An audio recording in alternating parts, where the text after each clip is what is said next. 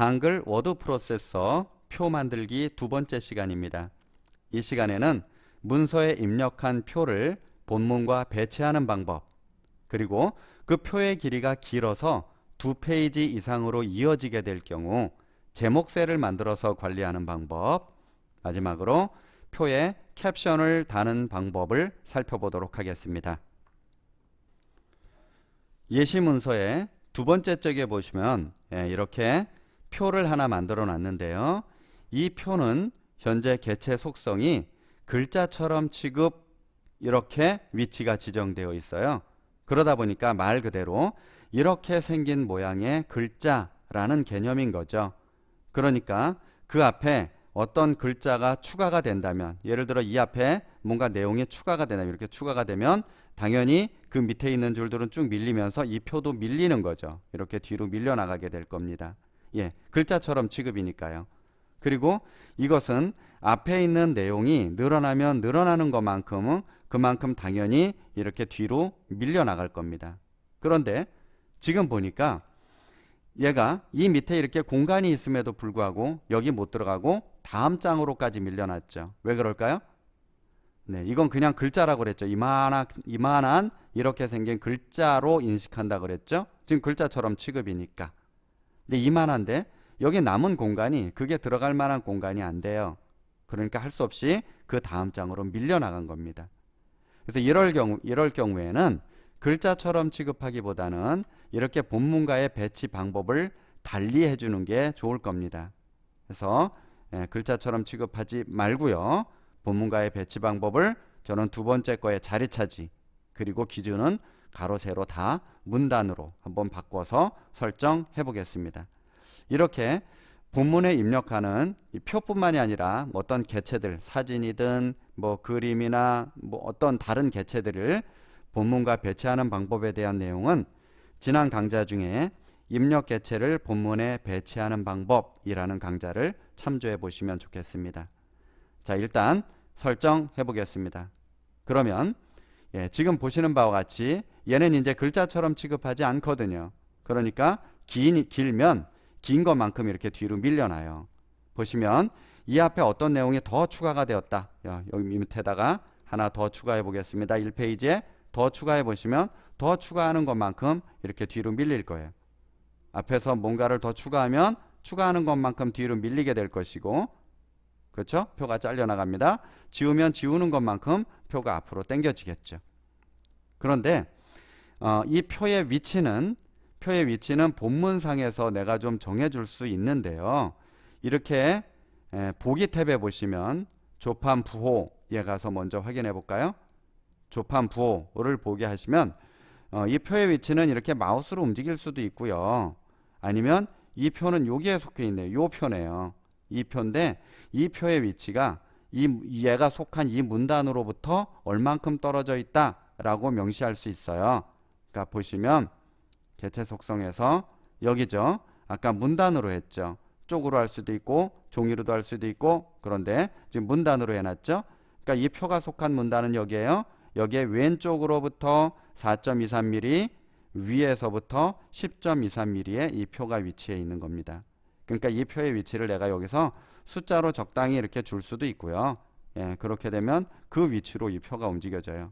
물론 마우스로 드래그해서 표의 위치를 조정하실 수도 있고요. 자, 일단은 이 조판부호가 화면을 좀 어지럽게 하니까 지금은 조판부호를 감춰놓고 작업을 하겠습니다.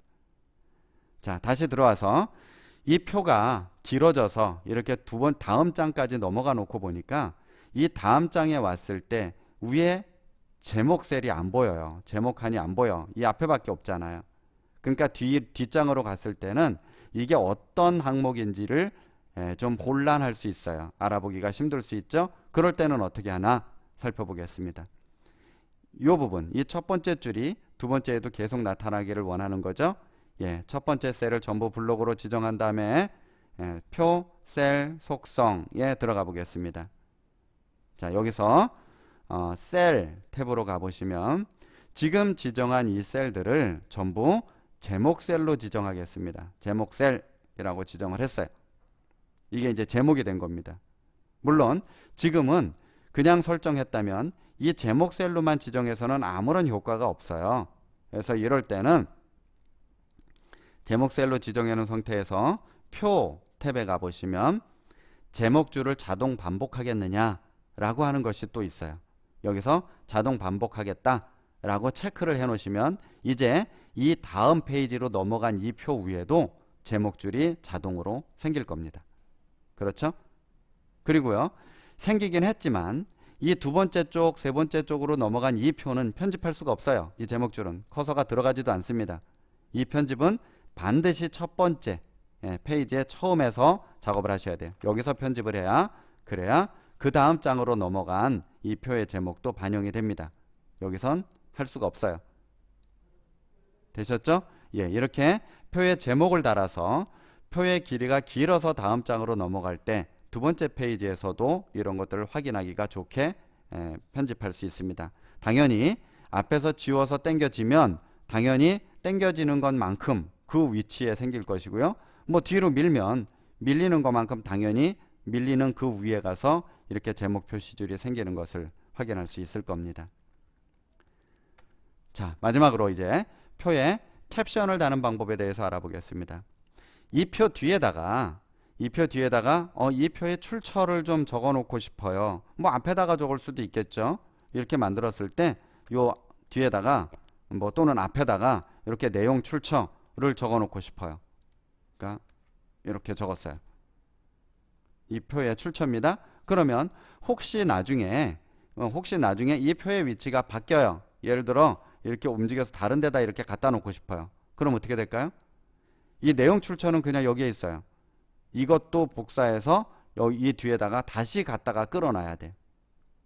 그렇죠? 그럼 내용이 복잡해지고 나중에 혹시 편집상에 오류가 생길 수도 있어요. 그럴 때는 어떻게 하나 보겠습니다. 이런 식으로 별도의 본문에다가 집어넣는 게 아니라 표의 한 덩어리로 만들어 버리는 거예요. 그렇게 이럴 때 사용하는 걸 캡션이라고 합니다. 캡션을 사용할 수 있어요. 여기서 캡션 넣기 하셔도 되고요. 캡션 넣기 하면 요 밑에 가서 캡션을 넣을 수 있게끔 생길 겁니다. 또는 개체 속성 들어가서 여기 여백 및 캡션에 보시면 됩니다. 여기서는 캡션의 위치까지 정해줄 수 있어요. 캡션의 위치, 요 네모를 표라고 생각하시고 캡션의 위치가 어디 가서 붙게 할 것이냐, 난 위에 가서 붙게 하고 싶다. 그러면 이걸 선택하면 되죠. 선택하시면 네, 설정하면 이 위에 이렇게 캡션이 잡힐 거예요. 여기다가 집어넣으면 되죠. 뭐. 여기다가 내가 원하는 내용을 이렇게 캡션으로 다시면 됩니다. 물론 이 앞에 표 1, 표 2, 표 3 이건 자동으로 번호가 매겨질 거예요. 난 이거 필요 없다 생각하시면 그냥 지우시면 되고요. 되셨죠?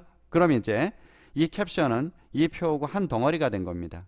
한 덩어리가 된 거예요. 그래서 이 표의 위치를 만약에 이렇게 옮겼다. 그럼 알아서 캡션도 따라올 겁니다. 캡션의 위치는 아까 말씀드렸지만 뭐 위에, 밑에, 왼쪽, 오른쪽 뭐 어디든지 원하는 대로 넣으실 수 있고요. 그리고 이 캡션에 보시면 개체와의 간격이라는 걸 조절할 수가 있죠. 보십시오. 이 표에서부터 얼만큼 떨어져 있냐, 그 간격입니다. 간격을 좀 이렇게 줄여볼까요? 1mm만큼만 설정해보면 네, 이렇게 1mm만큼만 떨어져서 캡션이 유지가 되겠죠.